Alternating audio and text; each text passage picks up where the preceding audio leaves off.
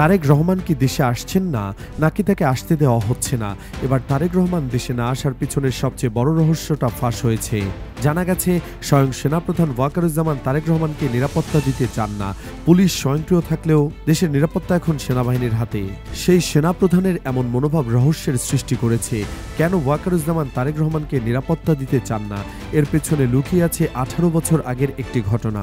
2007 সালের উত্তাল সময়ে বাংলাদেশের রাজনীতিতে যে ফাটলটি সবচেয়ে গভীরে গিয়ে গেঁথে বসেছিল, তার কেন্দ্রবিন্দুতে ছিলেন তারেক রহমান।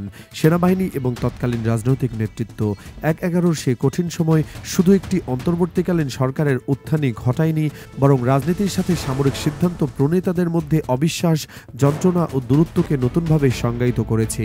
আজ যখন বলা হয় সেনাপ্রধান ওয়াকার তারেক রহমানের নিরাপত্তা দিতে চান না বা তার উপস্থিতি নিয়ে সেনাবাহিনীর ভেতরে দ্বিধা আছে, তখন এর মূল কারণ খুঁজতে গেলে ফিরে যেতে হয় সেই 2007 সালের দিনগুলোয়, যখন তারেক রহমান হঠাৎ গ্রেফতার হলেন, যখন সেনা কর্মকর্তারা দেশের ভবিষ্যৎ নিজেদের হাতে তুলে নিতে চেয়েছিলেন, যখন তারেক খালেদা জিয়ার সাথে সেনাবাহিনীর এক ধরনের সমঝোতা, চাপ ও পাল্টা চাপ সব মিলিয়ে এক জটিল সম্পর্ক তৈরি হয়েছিল। সেই সম্পর্কের বিষাক্ত দাগ এখনও দেশের ক্ষমতার সমীকরণে লেগে আছে। 1/11 শুধু একটি তারিখ নয়, এটি ছিল বাংলাদেশের রাজনীতিতে জোর করে নতুন বাস্তবতা চাপিয়ে দেওয়ার মুহূর্ত। তখনকার সেনাবাহিনীর শীর্ষ পর্যায়ের বিশ্বাস তৈরি হয়েছিল যে রাজনৈতিক নেতৃত্ব ব্যর্থ, দুর্নীতি সর্বাত্মক এবং দেশকে শুদ্ধ করতে হলে শক্ত হাতে ব্যবস্থা নিতে হবে। এই ব্যবস্থার কেন্দ্রে যে দুজনকে রাখা হয়েছিল তারা হলেন খালেদা জিয়া ও তার ছেলে তারেক রহমান। সেনাবাহিনীর গোয়েন্দা শাখার দায়িত্বপ্রাপ্ত কর্মকর্তারা তখন বিশ্বাস করতেন যে বিএনপির ভেতরে তারেক রহমান অত্যন্ত শক্তিশালী হয়ে উঠেছেন। দল পরিচালনায় তার প্রভাব বেড়েছে, আর এই প্রভাব তারা সামরিক দৃষ্টিকোণ থেকে ঝুঁকি হিসেবে দেখেছিলেন। তারেক রহমান গ্রেপ্তার হওয়ার পর যেসব ঘটনা ঘটে, সেগুলোই আজ সেনাবাহিনীর একটি অংশের মনে তার প্রতি দীর্ঘস্থায়ী অনিচ্ছা, দূরত্ব ও সন্দেহ তৈরি করেছে। তারেক রহমান যখন ধরা পড়েন, তখনকার সেনা গোয়েন্দা কর্মকর্তাদের আচরণ ছিল অত্যন্ত কঠোর।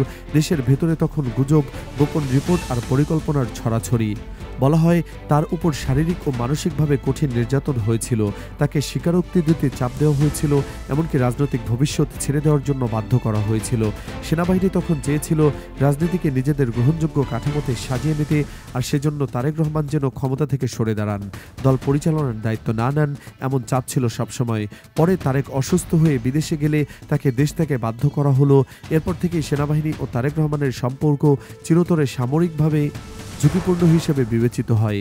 এখানেই প্রশ্ন আসে, সেনাপ্রধান ওয়াকার কি সেই পুরনো হিসাব কষছেন? তারেকের দেশে ফেরা মানে রাজনৈতিক উত্তাপ বেড়ে যাওয়া, দলীয় নেতাকর্মীদের উত্তেজনা ছড়িয়ে পড়া এবং সবচেয়ে বড় কথা, সেনাবাহিনীর চোখে সেই পুরনো অস্বস্তিকর স্মৃতি আবার ফিরে আসা। 2007 সালে যেসব কর্মকর্তা তারেকের বিষয়ে সিদ্ধান্ত নিয়েছিলেন, যেভাবে তাকে গ্রেপ্তার করা হয়েছিল, সেগুলো সেনাবাহিনীর প্রতিষ্ঠানের ভেতরে মিশে আছে। নেতৃত্ব বদলালেও প্রাতিষ্ঠানিক স্মৃতি বদলায় না, আর সেই স্মৃতি থেকে আজ অনেক সিদ্ধান্ত গড়ে ওঠে। ওয়াকার এই প্রতিষ্ঠানের নেতৃত্বে আছেন। প্রতিষ্ঠানটি যেসব পুরনো অভিজ্ঞতা, নথি, রিপোর্ট, সেগুলোর উপর নির্ভর করতে হচ্ছে তাকে। ফলে তারেক রহমানকে নিয়ে সেনাবাহিনীর দৃষ্টিভঙ্গি আজও একই জায়গায় রয়ে গেছে। তিনি রাজনৈতিকভাবে ক্ষমতাধর, দলের ভেতরে সর্বোচ্চ প্রভাবশালী ব্যক্তি এবং অতীতের বিবেচনায় সামরিক কাঠামোর জন্য তাকে ঝুঁকি মনে করা হয়। এখন প্রশ্ন আসে, তখন খালেদা জিয়ার সাথে কোনো ধরনের সমঝোতা হয়েছিল? বাস্তবতা 2007-8 সালে খালেদা জিয়ার উপর প্রবল চাপ ছিল। সেনাবাহিনী তখন তার সাথে নানা ধরনের আলোচনায় বসে, দল ভাঙার চেষ্টা, নতুন নেতৃত্ব তৈরির পরিকল্পনা, এমনকি খালেদাকে দল থেকে দূরে সরানোর কিছু নৌকাবদ্ধ প্রচেষ্টাও ছিল। কিন্তু খালেদা জিয়া দল ছাড়েননি এবং তারেক রহমানকেও ছেড়ে দেননি। তাকে বোঝানো হয়েছিল তারেককে রাজনীতি থেকে সরিয়ে দিলে আপনার অবস্থান নিরাপদ হতে পারে, কিন্তু খালেদা জিয়া সেটা মানেননি। সেখানেই সেনাবাহিনীর বিরক্তি আরও বাড়ে। তারা চেয়েছিল তিনি একটি নতুন রাজনৈতিক সমীকরণ তৈরি করতে, কিন্তু বিএনপি চেয়েছিল নিজেদের রাজনৈতিক পরিবারকে অক্ষুণ্ণ রাখতে। শেষ পর্যন্ত সমঝোতার মতো কিছু হয়, মুখে উচ্চারিত না হলেও কার্যত একটি চুক্তি তৈরি হয়। তারেক দেশ ছাড়বেন, বিদেশে চিকিৎসার নামে রাজনীতির বাইরে থাকবেন, বিনিময়ে তার বিপদের মাত্রা হ্রাস পাবে এবং দলটিও ভেঙে যাবে না। খালেদা জিয়ার এই সিদ্ধান্ত সেনাবাহিনী মেনে নেয়, কিন্তু রাজনৈতিক চেতনার দিক থেকে তারেককে তারা আর কখনো গ্রহণযোগ্য মনে করেনি।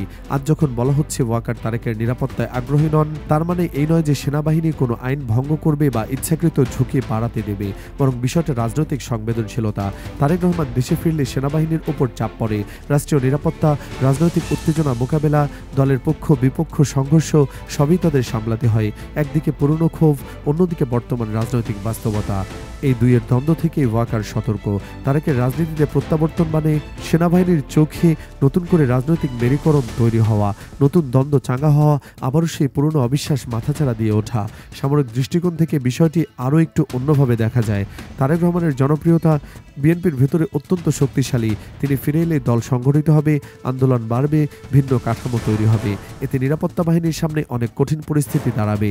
সেনাবাহিনী সাধারণত এমন রাজনৈতিক বাস্তবতা এড়িয়ে চলতে চায় যেখানে তাদের হস্তক্ষেপের সম্ভাবনা বাড়ে। তাই তারা স্বাভাবিকভাবেই একটি লো টেনশন রাজনৈতিক পরিবেশ চায়।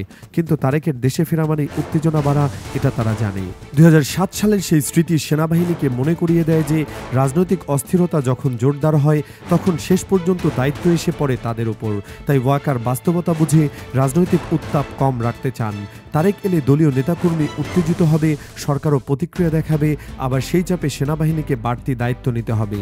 এটাই মূল উদ্বেগ। অন্যদিকে তারেকের পরিবারগত অতীত, 2007 সালের নির্যাতন, দেশত্যাগ সব মিলিয়ে ব্যক্তিগত পর্যায়ে দূরত্ব ও মানসিক প্রতিক্রিয়া গড়ে উঠেছে, যা প্রতিষ্ঠানগত অবস্থানে পরিণত হয়েছে। শেষ পর্যন্ত বলা যায় সেনাপ্রধান ওয়াকার ব্যক্তিগত সিদ্ধান্তে নয়, বরং প্রাতিষ্ঠানিক স্মৃতি, অতীত অভিজ্ঞতা, রাজনৈতিক হিসাব নিকাশ, রাজনৈতিক হিসাব এবং সামরিক কৌশলগত বাস্তবতা মিলিয়ে একটি অবস্থান ধরে রেখেছেন। সেনাবাহিনী অতীত ভুলে যায় না, বিশেষ করে এমন ঘটনা যা প্রতিষ্ঠানকে সরাসরি জড়িত করে। তারেক রহমানের প্রতি সেনাবাহিনীর দূরত্ব সেই প্রাতিষ্ঠানিক ভাবনার ফল।